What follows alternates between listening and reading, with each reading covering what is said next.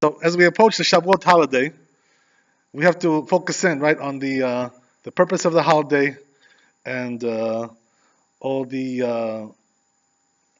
1 second, I'm sorry.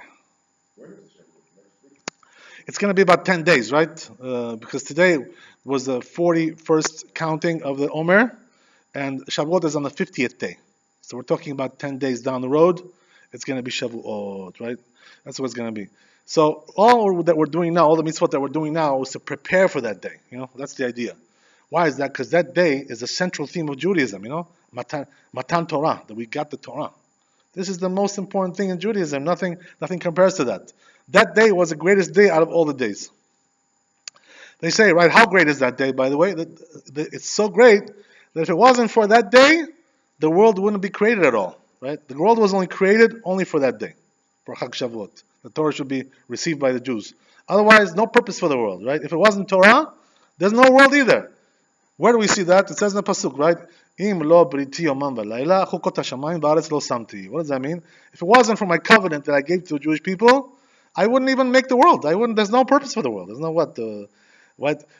this 65, 63, all these things, right? All these things, that's not the purpose of the world. You know that, right? We're not talking about that. The purpose of the world is not to amass money, right, and to amass wealth and all kinds of things like this. This is not the purpose of it. So what is the purpose? Only Torah. That's the only thing. If it wasn't for that, the world wouldn't exist. You know why? Because HaKadosh Baruch Hu, that's all He cares about. All He cares about is that the Torah should be studied, the Torah should be kept, upheld. That's the only thing that concerns Him. We can't have hobbies? By the way, you should know that the amazing thing, about the Torah is that according to Zohar Kadosh, really, the Torah and HaKadosh Baruch Hu, God, is really one, in essence, one. In other words, God is the Torah. What does that mean to say? That when you go into the Torah, you're going into the mind of God. That's what you're going into, This is a very amazing thing. This is not a man-made product, you know what I'm saying? All the other religions are man-made. The only religion made by God is the Torah. That's the only thing. What does that mean? That the blueprint of the world is the Torah, right? Everything which you see in the world is a product of the Torah. Is something which came out of the concepts of the Torah. Otherwise, it wouldn't exist at all. Everything you see today here in this world is something which is from the Torah. So Torah is a central theme of the Jewish people. But, right, the main idea is that in order to accept the Torah, though, we need certain rules, right? We need preconditions. Right? So this is what we're preparing for now. This is our job now, to get into those preconditions, right? What are the preconditions that we're talking about? We're talking about the issue of having unity in Am Yisrael, right? No fighting, no squabbles, no machloket, all kinds of things. If you want to know, by the way, what should the Jewish people be? Look at what goes on in this country. It has to be just the opposite of that. You know what I mean? Because what are we talking about, right? In this country, all there is hatred, They hate each other, undermine each other, hitting under the belt. You know what I mean? Unfair competition, all kinds of scandals, right? All kinds of conspiracies, all kinds of. This is the world of Esav. Esav is all hatred, competition, conspiracy, undermining your friend, your fellow man. This is look at the news, and you'll see. Yeah. Esav is Esav. There's Esav. How many countries does Esav have? Right? It says in the Gemara that Esav has 103 countries. Right? Meaning what? That most of the countries in the world are from Esav. What does that mean? All the Christian countries are Esav. That's what it is, right? Every place where you see a Christian, a cross over there, that's Esav. You should know that country is Esav. That's the way it is, right? So, because that's their religion, the religion of Esav is the Christianity. So, getting back to what we said, Rabotai, therefore, right, the whole purpose is unity. And unity only comes through what? Good character traits, having good character, treating each other in a humble way, right, in a fair way. But they also preach that in their community. Yeah, well, that's not the issue, right? They preach it, but they don't keep it. That's the whole thing, right? They don't keep it, They say, by the way, that if you preach it and you don't keep it, it's better than you shouldn't preach it at all. You know what I mean? What's the point of preaching something where you're not intending to keep anything, right? It's all in theory, Yeah, in theory that's good. But in practice, what do you do it? No, don't do it. So therefore, what does it help you that you preach, right? So preaching is not good. That's why the Chazal said, right? Lo hadrasha ikar ela maseh. You know what that means? The main purpose of Judaism is not to understand and to study. The main purpose is to keep the Torah. You know what I mean? To uphold the Torah. That's the idea, you know? So if you're not keeping it, you're saying in theory, oh, this is good, this is good, this is good. So this is Esav, you know? Why? Because Esav appreciates the truth, but he doesn't keep it. You understand? That's the whole thing, right? Esav has the understanding to appreciate the truth, right? This is why they say, right, that in Marat HaMachpelah, that special cave where the 4 patriarchs were buried, Adam Arishon, Chava, right, and Avram and Sarah, Yitzchak and right, Rivka, and also Yaakov and Leah, they were all buried there. Who else was buried there besides them, all those couples? Nobody else. But the truth is, right, there's one other, not one other person, but one other organ that was buried there. Not a person, but an organ. Not the organ like this, you know. We're not talking about that. We're not talking about a keyboard, right? We're talking about an organ of the body. They say, right, that Esav's head was buried there as well. Esav's head. His body was not buried there, but his head was buried there. Right? I guess it's not a Georgian head, you know, whatever. So what's the idea? Why was Esav's head buried there? So they say, right, that there's a story behind this. You know, what the story is like this, right? That that day that Yaakov Avinu was supposed to be buried in Marat HaMachpelah, so all the Jews, you know, the whole family of Yaakov, they escorted him from Mitzrayim. They got permission from Paro to leave Mitzrayim.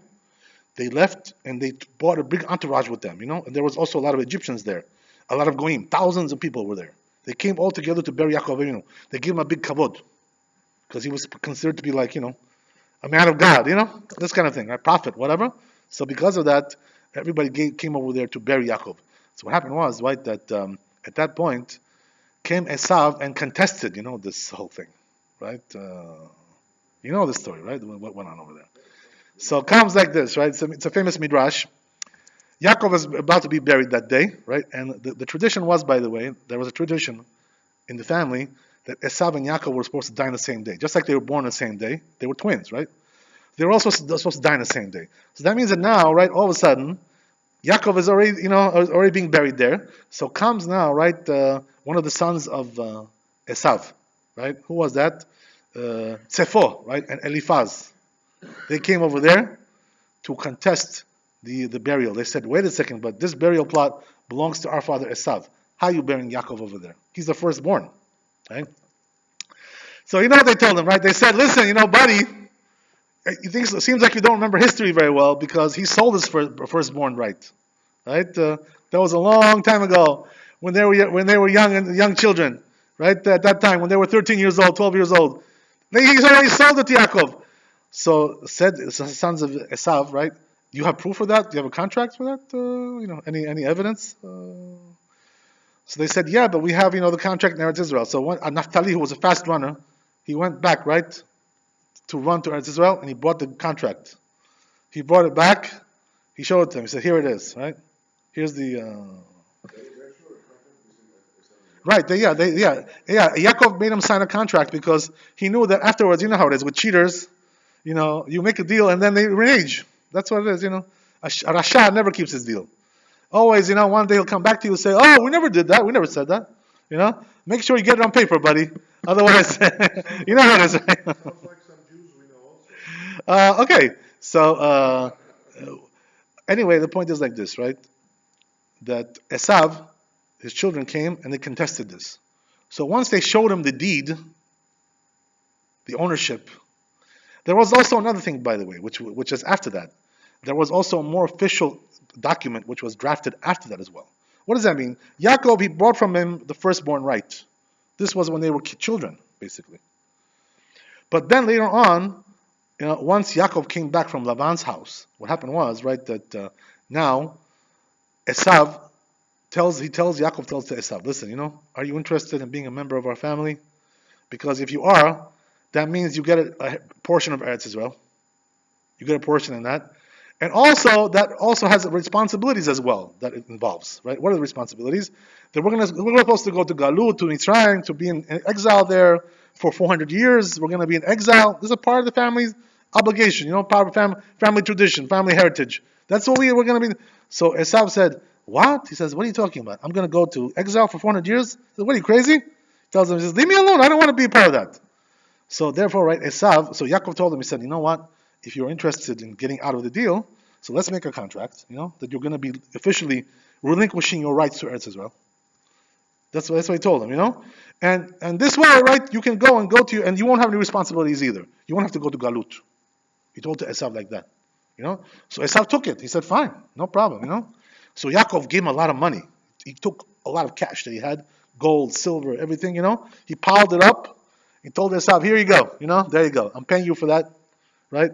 So therefore, you can vacate the premises, go to where you want to go, leave the land, and you're not a part of the family anymore. So Esav officially, right, excluded himself from the family, right? Became a renegade, right? A renegade, whatever. He got out. He didn't want to get involved with that. That's what happened. So now they bought the contract to show Esav, this contract. So the truth is, right, that they didn't like this. They didn't accept it. Rasha, they tell you, oh, but wait a second, I don't know, it looks like it's forged, maybe it was forged a contract, this and that. Start to play games. You know what I mean?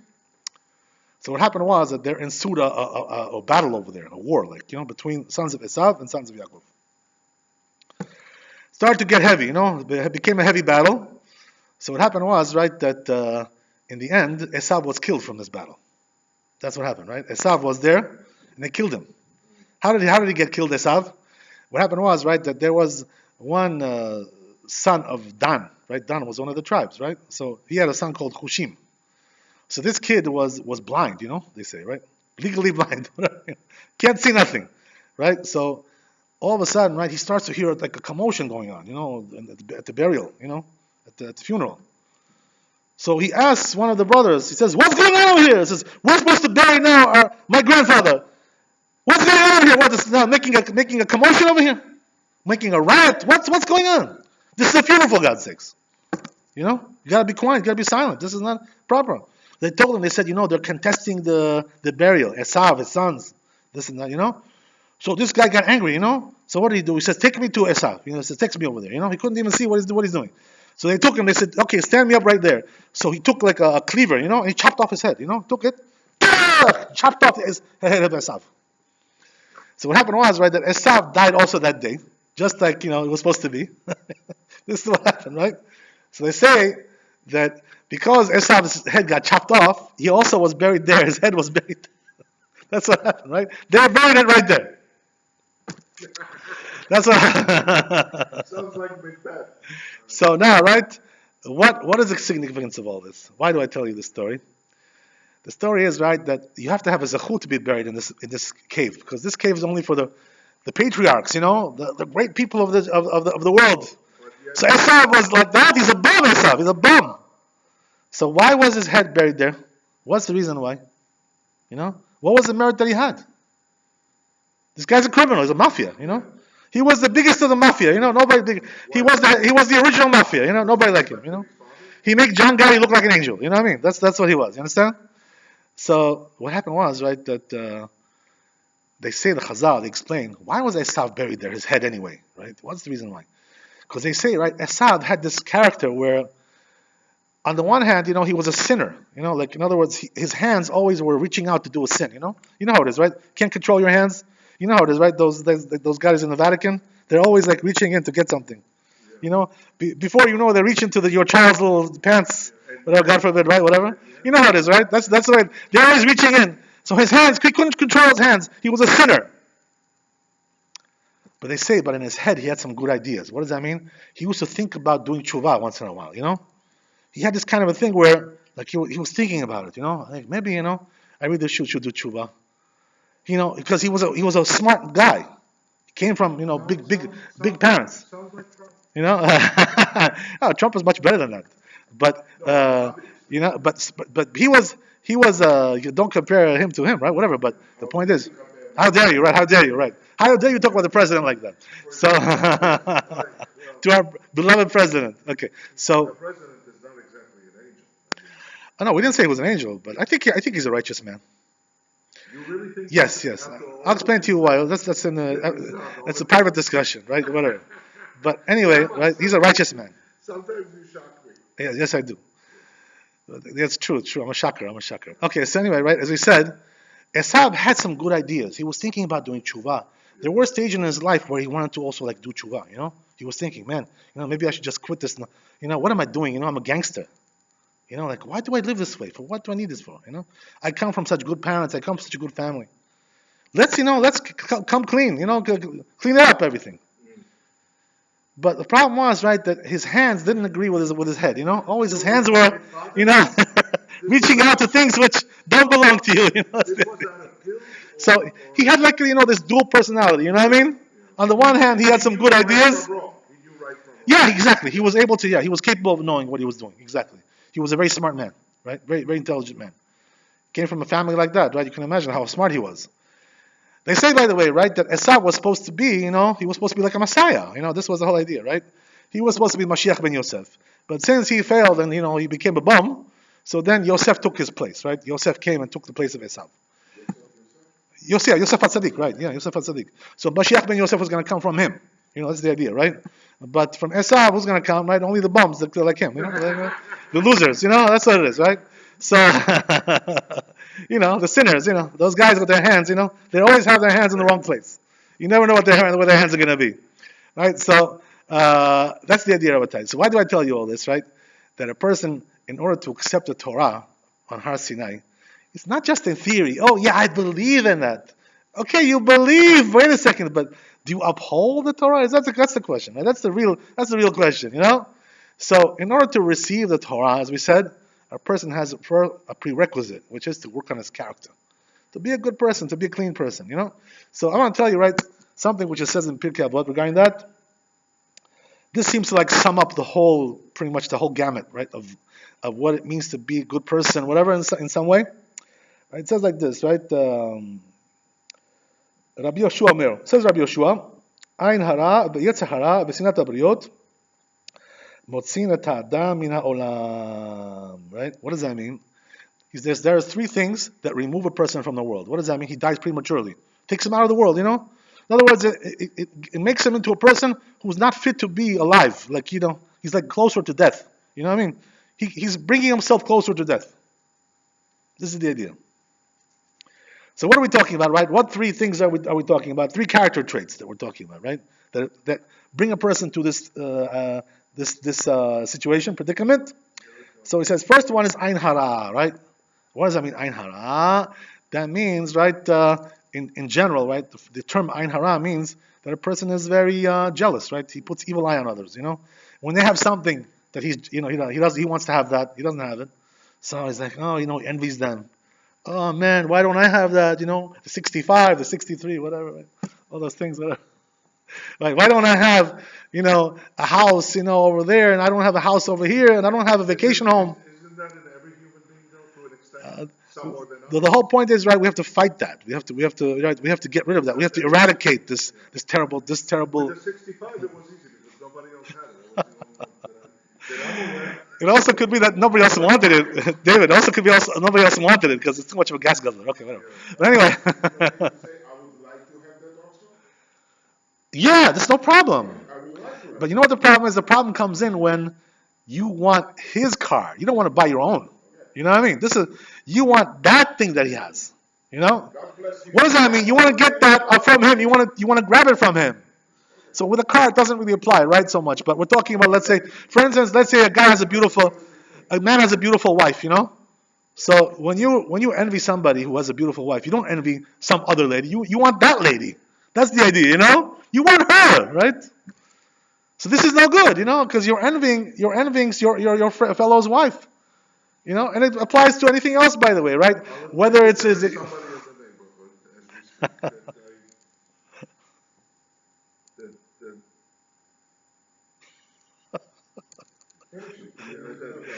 Okay, forget it. It's not worth it. It's not worth it. It's not worth it. Okay. There's a woman in the neighborhood that I have a crush on, but she happens to be married. Right. But Yes, I understand. I'm going to steal her from her. Right. Enjoy the view. But let's understand that, right? Let's understand where that goes. This idea, right? The truth is that this is one of the 10 Commandments, right? What is the last of the 10 Commandments? The last one. Jimmy always knows the numbers better than me. But what is the last one? I think I know this pretty good. I know it pretty good. Hopefully Jimmy won't correct me over here. You know perfectly. Okay. So which one is it? We're talking about envy, right? To covet your fellow's possessions, your fellow's wife. It's really in the Ten Commandments, this thing. But the problem is that when you read the Ten Commandments, you like kind of like, you say, oh yeah, oh yeah. But you don't really think about what that means, practically speaking. The truth is that the last commandment that we're talking about, there's no deed over there. You're not doing anything. All you do is covet. It's all in the mind. It's how you think. It doesn't say don't go take your fellow's wife. That's adultery. That's something else. We're not talking about that. We're talking about to want her, right? To want his wife. That's the idea. So what does that mean? Really, the truth is that to covet your fellow's possessions, it's in the Ten Commandments. Okay, fine, but we still have to understand, right, that you envy him, jealous, jealousy. And you want to possess. Yeah. You want that, right? You want it for yourself, Envy is one thing, but owning is another. Right, Envy is one thing. I would like to have this keeper. right. I have another keeper similar to this. Right, but that's okay because you what you're gonna do is go to the store and buy one like he has, which is okay, that's fine. But don't want what he has, his object. That's the idea, Don't want this particular. Exactly. This is where the jealousy comes in. This is a very bad quality. And the truth is, as you said, a lot of people have it. And some people have more than others. They say, by the way, that some people have a very evil eye. So you have to stay away from people like that. It says in the Torah Kadosh, a person who has an evil eye. That's what we're talking about. Ain hara. That's what we're talking about, right? How do you know? It's an interesting question. I'll try to answer you. Try to answer you the best I can, right? So if they say if you know a person who has evil eye, run from the guy. Run. Start running now, right? And stay. In other words, he's more dangerous than we talked about, right? The pit bull, the Doberman. He's more dangerous than the bandits, right? Amalek. He's more dangerous than everybody else. This guy. How do I know he's going to We'll talk about that. Just want to explain the idea, right? So that means, right, that therefore Ain Hara is something very dangerous as well, right? How dangerous is it? You want to know, by the way? It says in the Gemara, says Rav, one of the great rabbis of the Gemara, Rav says, right, that 9 people out of 10, 1 out of 10 die because of some other reason. 9 out of 10 because of Ain Hara. So it kills people, you understand? It's dangerous. Ain Hara is a very dangerous thing. So what does that mean? We see, right, that the Chazal tell us there are some people who have very strong Ain Hara. They're very jealous people. And who was the epitome of that? As we mentioned before, right? Bilam was the epitome of Ain Hara. He could look at you, and finish you off. That's it, right? One look, just one look, right? That's all it took. That's the idea, right? You're done. He's finished. He finishes you. There's a question, right? How he did that. There's also all kinds of things, right? The mechanism of how that works, whatever. That's an interesting question. We're not here to talk about that, right now. That's not the issue. That's a different discussion, right? But how does that work? How does it function? All these things. What are the eyes? What the eye is a sword? How does it kill you? The eye. Right? How can you prevent? That's also the interesting discussion as well. We can talk about that also a little bit. But the point is, right, that as we said, your first question was, by the way, what? How do you detect it? Right. So you know how you detect? There are some signs, right? You know what it is, right? The guy's always asking you questions about something that you have, Yeah, he's always like he's obsessed with what you have. How much did it cost? How much did you pay? Where'd you buy it? This and that. Does it have power? Right, exactly. What's this? He starts to ask you 1,000 questions. You know what I mean? But he doesn't only do that one time. We're talking about all the time he does that. He's always asking you questions about, your family, your this and your possessions, your job. He's asking you how much money you make. How much is it 250 or 270 that you make? Like he wants to know exactly. He has to know everything 100% precisely. He has to know all the statistics. Like what are you doing, man? You're sizing me up. Like what are you? You have to know all my life. You have to know. Like they say it right. The Trump. Like show us your tax returns. What do you care about tax returns? This is private life, What does it have to do with being a president? You know what I mean? That's my private life. That's my finances. I have to tell you how much money I make. I have to tell you how much money I pay to IRS. That's my private life. It has nothing to do with you. Why do you have to, right? Because they're jealous of him. You understand? That's the idea. That's because it's jealousy. That's what it is, right? They want to know how much, because you didn't pay enough taxes, to put him down, to make him look like a chump. That's the idea. For sure, but that's the rule. He's following the law. This is the law. What can you do? That's the law. The law is like that. The rich people don't pay nothing. That's the way it is. You know how it is, right? The billionaires don't pay a dime of taxes. That's the way it is. You know about that. I don't have to tell you, right? Okay, it's a different discussion. Okay, whatever. But you get the idea, right? The idea is that a person who's always curious about what's going on with you, and he's always like he's fascinated, like he gets knocked out. Wow, you have that? Yeah, and that's cost. Wow, like he's like blown away by everything. Like he's always fascinated by every little detail. This kind of person. This is not normal. A person who always wants to know all the details of your life. What kind of underwear do you wear? What kind of socks do you wear? What's it to you? Like what? I have to show you what's under my clothing. What's it to you? Everything you have to know. Every little detail. They say, by the way, that Ayin Hara, you know where it comes from? It comes from knowing the details. In other words, when you measure something too much, always have to know, right? It's this much. It's this much. That's because when you measure it and you say it's this much, the Ayin Hara God gets on that. So the best thing is not to always measure things. Like how much money you have. This always looking every day. Oh yeah, how much? How much this? How much that? How much? You don't have to count every day your money. You can count it once a week or once a month. You don't have to count every day. What's the point of every day? This fascination with the money, always how much this, how much that, how much that. So a person who's always like obsessed with all the details like this, that shows that something is wrong with the guy. And he's always talking about how it's unfair that he doesn't have what the other ones have. Always complaining. That's also a sign of that. It comes out. Oh yeah, he has this and I don't have it. He probably stole it. He probably did some criminal. He did some scam. He pulled a scam. Why do you say he pulled a scam? How do you know he pulled a scam? How do you know? Because you're jealous of him. That's why you say that about him, right? You shouldn't say that. What's the point? If you know, that's something else. You know. Even then, you shouldn't say it's lashon hara. That's why should you speak lashon hara for what? Even though it's true, let's say, right? If there's no benefit from saying that, so there's no reason to say it. If there's a benefit, you're allowed to say. That's something else, right? When is there a benefit? Let's say, for instance, right? Let's say a guy's a scammer, So now you know that this guy wants to do business with somebody. So you got to warn the guy. He may scam you. This guy. So don't be now tzaddik and say, oh, I can't say lashon hara. What are you, a fool? So you're gonna drop into the gutter this guy, your friend? Tell him the truth. So you can warn him. Don't be tzaddik arbe. Don't be chasid shoteh. That's what it means, right? You're being righteous and idiotically righteous. That's what it means, right? This is no good. So anyway, getting back to what I said, Rabbi, that Ayin Hara, right? There's two definitions which are brought down here in the Perush, Rabbi Batanura.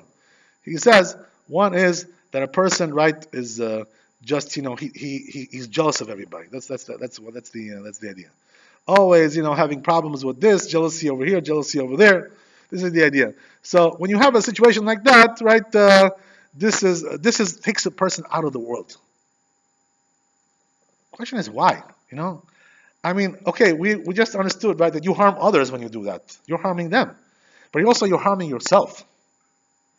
You're removing yourself from the world. You know why? Because when a person lives a life of jealousy, always of envy, this kind of a life, you know what happens, right? In the end, this causes him to be also punished, because since he's causing harm to others, he's also bringing harm upon himself as well. And it's going to cause him to do sins, by the way, also. What does that mean? How is it going to cause him to do sins? You know why? Because when a person is like obsessively jealous with somebody, right? That's what happens with the president, These people are obsessed about him. All day they think about him. How do we get him? How do we bring him down? How do we do this? How do we do? Why such an obsession like that? All your life is spent on that. Do something good in your life, something positive. All your energies have to be concentrated on that, how to harm this person. It's a sickness, It's a sickness. There's no question about that. So when a person has this kind of obsession, you know what's going to be, right? He's going to do all kinds of sins. What kind of sins? Lashon hara, right? Motzi Shema, he's going to speak lies about him. Then he may also come to, right, what? To squeal on him, right? To go to the government, and sell him out. Tell people, oh, this guy, he didn't pay his taxes, to inform. He's going to be an informant. Because of the jealousy, it's going to cause him to inform. What do you think is going to happen to these people, because of all these sins that they do, they inform, they steal, they steal. They also may steal from him. They may also sell him out. They may also do all kinds of things. Lashon hara, motisha. The obsession causes, and also they may also actually kill the person. Also, The jealousy can cause you to kill somebody as well. This is the ultimate, jealousy. When a person, sometimes he gets somebody to assassinate him. But you notice actually Yeah. when it comes to Trump, you notice what's happening to the people that slowly try to destroy him? This Michael Avenatti guy. They're destroying themselves. That's what it is. Yeah. The guy destroyed himself. This guy's going to jail for life. And some of the other characters, they were fired from the FBI without an intentional. This is a very good point you're making. I want to tell you, right, that this is the reason why the Chazal tell us one thing, right? Don't mess with the king. You're messing with fire. You know why? You have a president. He's also like a king. Same thing. He has all kinds of ways to get you. He controls a whole system. A whole array of this. He's got the FBI. He's got the CIA. He's got this. He's got the Justice Department. He can get you. You know what I mean? They have ways to get you.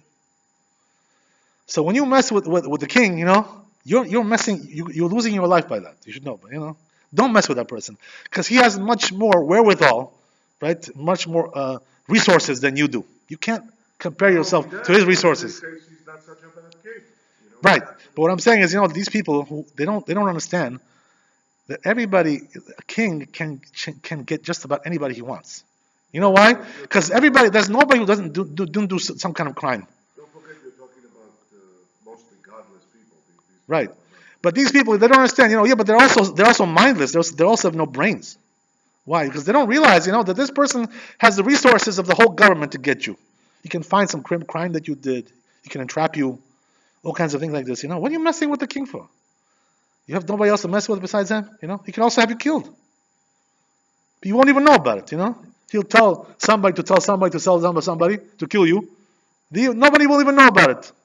So what's going to be, right? They don't realize people have these things. Nobody's going to know that he killed you, right? He's going to kill you under the table. He's going to get you, right? You won't even know what's going on. You know what it is, right? When the Israelis want to kill somebody, you know what they do, right? They go and they plant somebody where the guy is going somewhere to a restaurant. They'll put some poison in his food while he's looking the other way. He went to the bathroom. They'll go over there. That's how they kill people. The government has ways to kill people. It's like James Bond, times 10. They can't mess with people like that. They don't know what you're messing with. You understand? This is the idea. So a person has to know. Don't pick on somebody your own size. You know what I mean? That's the idea. Don't pick on somebody who's a giant like that. A Goliath. Don't pick on Goliath. That's not the smart thing to do. A person has to understand that, right? But anyway, that was Sabbatai. That's the idea. So a person is removing himself from the world with Ein Hara, by being jealous of people. So what does that mean? That a person, how do you counteract this issue, right? The truth is, they say, there's also like insight, like we find in the Zohar Kadosh. The truth is that Ein Hara comes like sort of automatically. What does that mean? That the more wicked a person is, meaning what? The more that he gets into sins, sinner, habitual sinner, the more he becomes also a jealous human being. You know why? Because when a person does sins, it also ruins his character as well. His midot, his character also gets ruined by that. Because the soul is being damaged by sins, little by little, and you don't feel that. You don't feel it right away. What happens is little by little, it creeps up on you, and all of a sudden, you're not the person you used to be anymore. You're somebody else now. Why is that? Because all the sins that you've been doing for the last 50 years have accrued and destroyed your soul.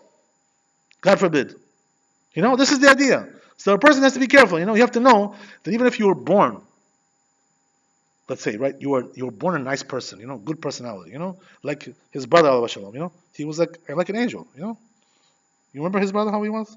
Never would offend anybody, never would say anything to anybody. Never nothing, Never remember him saying anything bad. Never.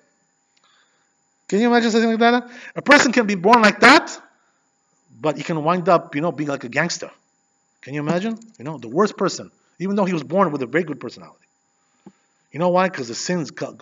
And all of a sudden, you see him like 10 years later. You say, I don't recognize this guy anymore. Who is he, man? I don't know this guy. I used to be friends with him 20 years ago. He was somebody else. Now he's dangerous man. Drugs, crime, this, that, right? All kinds of things. Became a different person. Degenerated. Why is that? Because of the sins of the person. That's what happens. This is the idea. Okay, Rabotai. So a person has to know, right, that you should be looking at people with a positive eye. try to help them, try to assist them, try to build them, not to destroy them. Right? If a person does that, so he's got the right attitude, and that means that he can be also friends with the community, as well. Because a person who's like always looking at the evil side of everything, always right the cup, right? Is it the full? Is it the half full or half empty? Are you looking at? Because if you're always looking at the half empty, you can't be friends with anybody. You can't be part of a community. Nobody wants to speak with you, because you're like considered to be like a person who's hostile to everybody. Everybody, you have a fight with him, some kind of problem. He did this to me. You can't get along with anybody because you see always the bad in everybody. So when you have a nation of people like that together in one nation, they're not ready to receive the Torah. This is like more like Esav. Esav is always like living like that. But when it comes to Yaakov, the Jewish people have to be nice to each other, good to each other. Try to look at the good, try to look at the positive. This is the idea. Okay, so we have two more things, right, coming up over here. Then we have Yetzer Hara, right? So Yetzer Hara, everybody knows what that is, right? That's evil inclination. So that takes you out of the world, right? So what is it trying to tell you, right? What does that mean, Yetzer Hara? Everybody has Yetzer Hara. Is there a person who doesn't have Yetzer Hara? Right? So what's the idea? You know what the idea is? The idea is that when a person is too asphyxiated, involved with his lusts, always, how can I get this kick today? Do this lust, that lust, fulfill these lusts, those lusts. A person who always going after his lusts is removing himself from the world. You know why? Because all those sins are eventually gonna accuse him. And he's gonna get harmed by that. He's gonna get the problems. So the way to control this is to say to yourself, listen, I'm just a regular guy. Why do I have to have so many lusts? So many things, excesses, more than you need. Always looking to get things which don't belong to you. Things like this. That extra, that extra kick, that extra pleasure. Always looking to go a little bit further, more and more and more. It is, right? That's the way it is. So a person, right, in order to avoid that, he has to be simple Jew. Just be simple. What does it mean to be simple? Live a simple life. Just have what you need. Baruch Hashem. Shali kol tzorki. Hakadosh Baruch Hu gave me everything I need. The truth is, everybody has what they need. So what are you lacking? Why are you always looking for more, that extra? To go after that more money, more women, more this, more that, right? More food, the fancy stuff, to get more, the vacations, going here. Oh yeah, like he has to go to every country in the world. It's not enough for him just to go to Florida. He has to go to Mexico and then to France, the Riviera. Then he goes to Spain. He goes over there. You have to go to the whole world. What's the whole idea? You have to enjoy every pleasure. And no pleasure you can pass up. I'm just using it as an example. That's the idea is understood. Yeah, there's all kinds of issues there involved. You know what I'm saying? But when a person is always looking for excesses, that's the idea. You know what I mean? Excess. More than you need. More than anybody needs.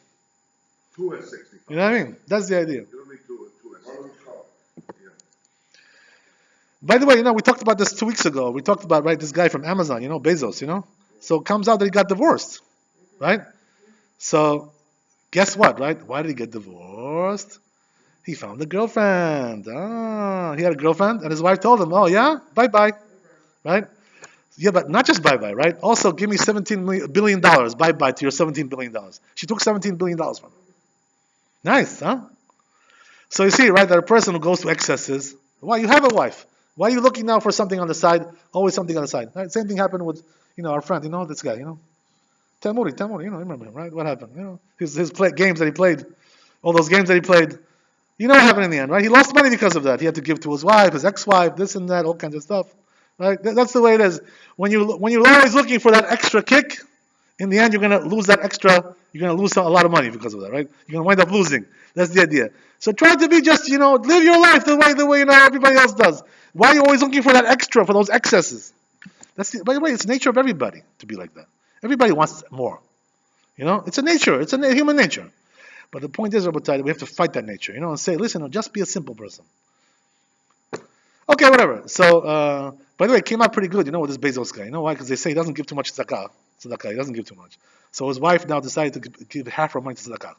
Not bad, right? $8 billion to tzedakah. So at least she gave something, He didn't give anything. She gave. Okay, whatever it is. I think he married his friend's wife also. Could be. I don't know. Could be. Okay, whatever. Okay, God bless them. What can I tell you? God bless them. We also buy from them. We're also their customers.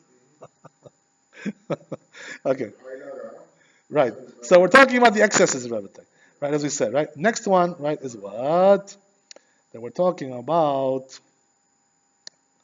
Um, Sinata briot. Oh, right. So you know what this is, right?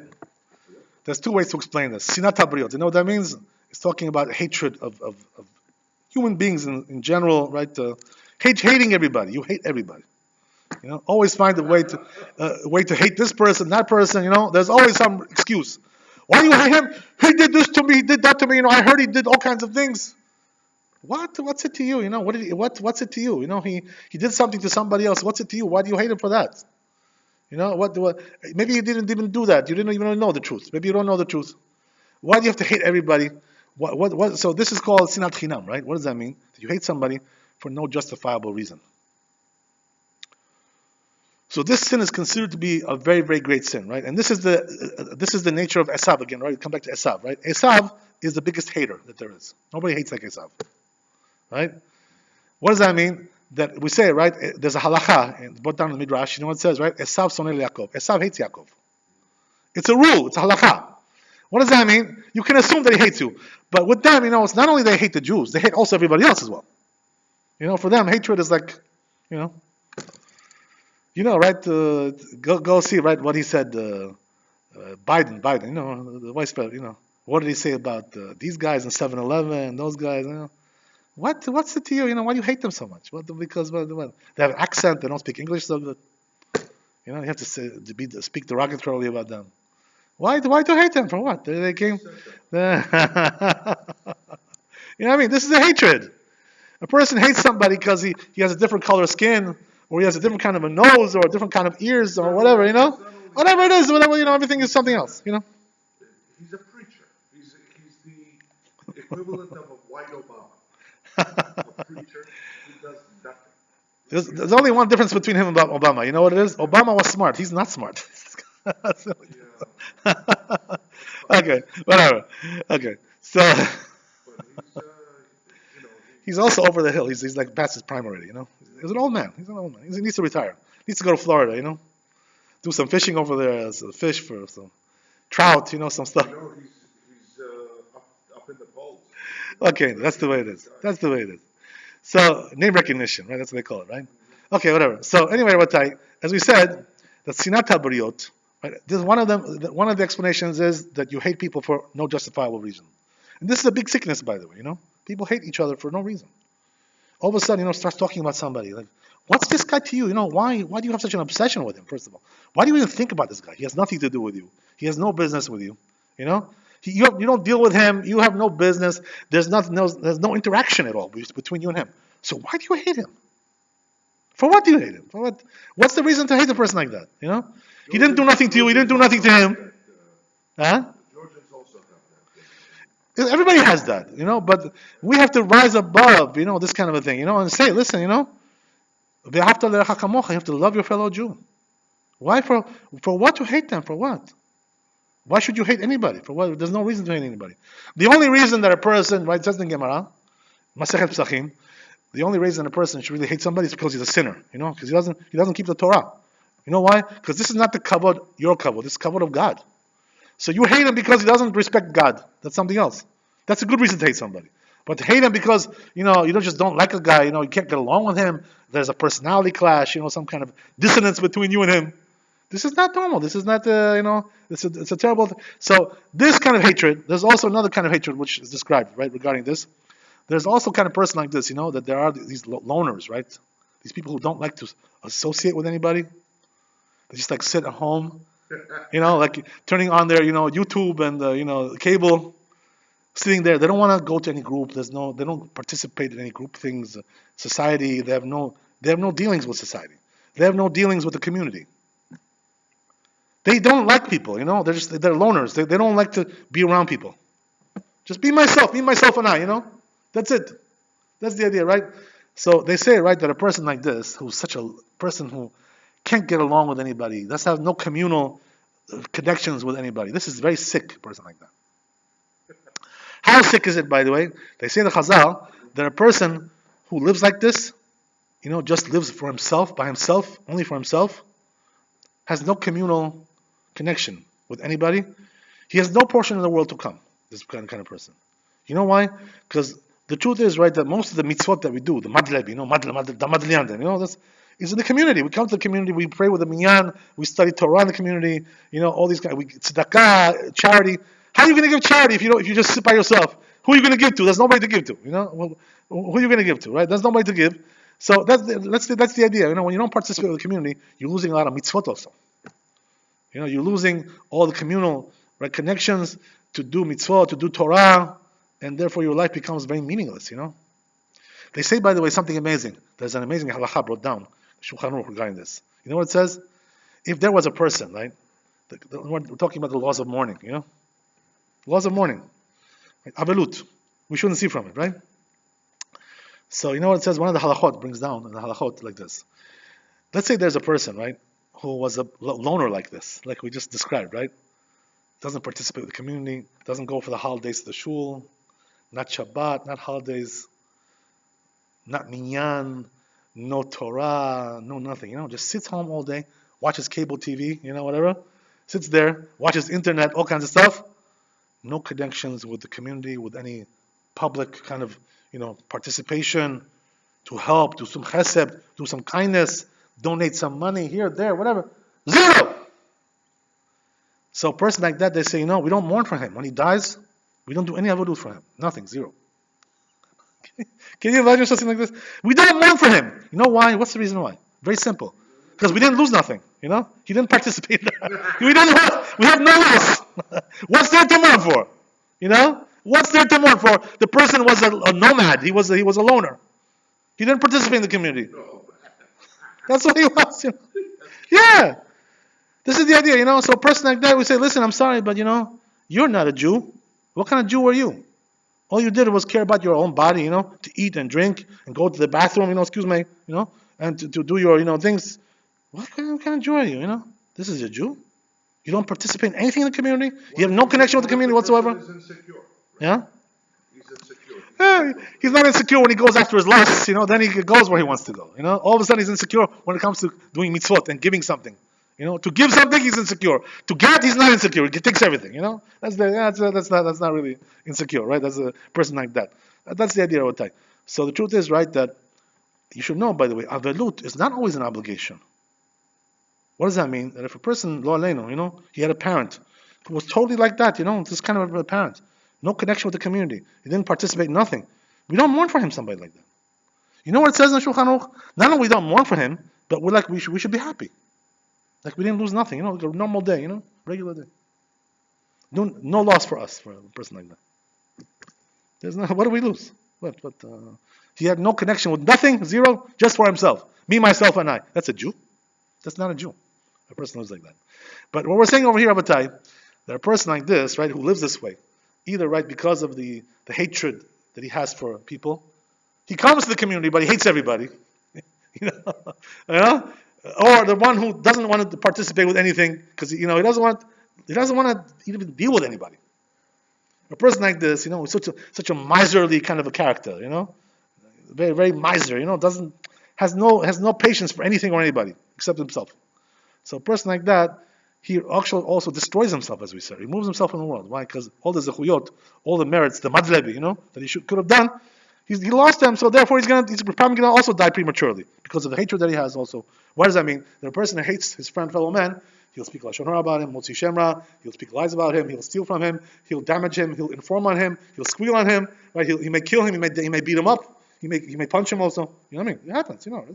We've seen these things. When we were kids. The rivalries, this and that. Boom, boom, boom, boom. You know how it is, right? All of a sudden, this guy hates this guy. He punches him out. What did you punch him for? For what? What did you hit him for? Because you don't like him. Okay, you don't like him. Okay, that's the way it is. This is when Jews behave this way. All these things that we just mentioned, they're not ready to receive the Torah. You see, because receiving the Torah, what does that mean? You're coming to the community. and you're working as a unit together with the community, working together with love, harmony, peace. You know what I mean? We talked about this before we started the lecture. All these things, right? This is the idea. You have to participate, and don't just try to be, always, putting everybody down. This one is no good, that one is no good. This is your whole life to put people down. What are you gonna gain from that? What's your gain? What did you win? You won something from that? You got a prize? They're not gonna give you a prize for that, right? Okay, whatever. So let's talk a little bit. We're hanging out on 108th Street, and somebody said there was a guy there. I never saw him before, but I was standing there for about 5 minutes, and I think he was a newcomer. So some of the guys were pointing out people like this guy lives here. This guy is a very nice guy. He lives down there, and he's this and this. This guy, by the way, his name is Shota, whatever.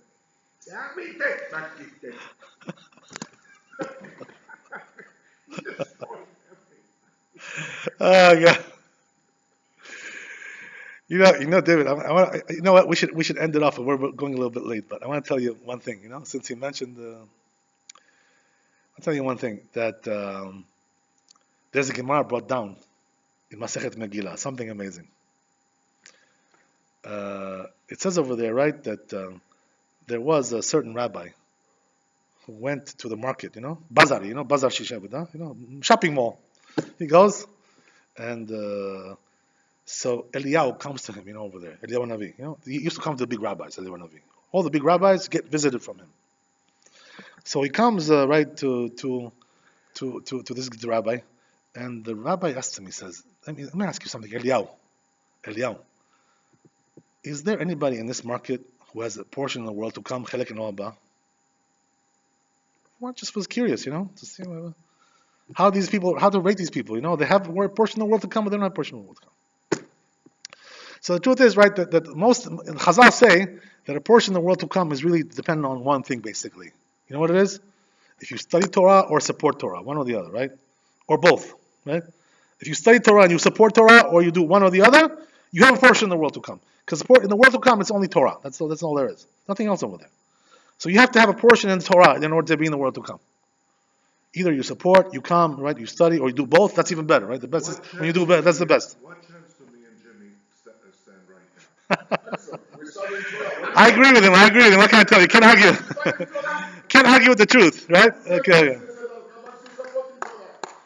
But the truth is, right, that nevertheless, there are also people who are they have a merit to get into Olam Haba for also other mitzvot, special mitzvot that they did, There's something very special. They don't really have such a portion in the Torah, but they do something special for the community. They play a role, some kind of a role in the community. So Eliyahu, right, showed him in that market. By the way, everybody there was Amaris. They were not studying Torah. Regular people. These guys. Bach Rabbi, children. Right, businessmen, right, this kind of people, just simple people. So he asked him. He said, "Is there anybody who have a portion of the world to come over here, or they're all going to be like going to the netherworld, because they don't study Torah, these people?" So he says, "Look over there." He says, "You see that those three guys over there? They have a portion of the world to come." So he looks at them, the rabbi, that's and he says, "Why? For what? What do they do, these people? What's their specialty, So you know what he answered, right? Eliyahu answers him. He says, "You know what?" He says, "What they do is like this, right? That these guys are like comedians, They like to crack jokes and stuff, Like satire, all kinds of stuff like this, yeah." Like what do they call those guys, right? The Three Stooges, things like play those games. So he says when they see a person, who's like down, who's like depressed, whatever, they go and like crack a joke, and they make them laugh, to make So why do I say that, right? That really the truth is that there is a big role also in life that a person who knows how to make people laugh. It's also like a mitzvah in the sense that, right? Now, what does that mean? That a person can get a portion in the world to come because he likes to entertain people, and when they're down, to do them as a chesed, as a kindness. A person who has a good heart like that, he has a talent, he's a comedian, komikia. So You know? comedians are guaranteed. You understand? But no, we're talking about not only that he's a comedian, we're talking about that he's using that talent to help people. This is the idea, not just to make the talent to make money. That's not the idea. You know what I mean? It's a business that everybody can do. But we're talking about that he's so the truth is, right? We see from there one thing: that a person, every talent that God gave him, he should use that to serve God. You know, let's say you're talented in music, you're talented in as we said, right, comedy or whatever it is, right? Any talent that you have, use that to serve Hashem, to do mitzvot, to do kindness for the Jewish people. This is the idea. Baruch Adonai le'olam, amen, amen. Thanks for coming. Laila tov. God bless. God bless. Final question for the night. Why not? I know, Jim,